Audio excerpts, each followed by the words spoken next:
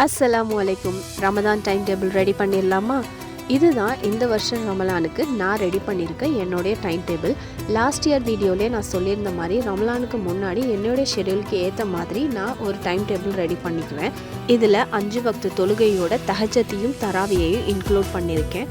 அடுத்து பார்த்தீங்கன்னா தஜ்வீதோடு குரான் ஓதுதல். ரமலான் மாதத்தில் எல்லாருமே குரான் ஓதுவோம், ஆனால் தஜ்வீதோடு ஓதுவோமான்னு கேட்டால் கண்டிப்பாக கிடையாது. நம்ம தஜ்வீதோடு ஓதும்போது மட்டும்தான் குரானுடைய முழு அர்த்தமும் நம்மளால் விளங்கிக்க முடியும். அடுத்து பார்த்தீங்கன்னா சூறா மன்னனம். நம்மளால் எவ்வளவுக்கு எவ்வளோ சூறாக்கள் இந்த மாதத்தில் மனனம் செய்ய முடியுமோ அந்த அளவுக்கு முயற்சி பண்ணி அதை அந்தந்த காலமில் டிக் பண்ணி வச்சுக்கோங்க. அடுத்து பார்த்திங்கன்னா திக்ர் செய்தல். நம்ம தேவையில்லாத பேச்சுக்களை தவிர்க்கிறதுக்கு இது ரொம்பவே நமக்கு ஹெல்ப் பண்ணும்.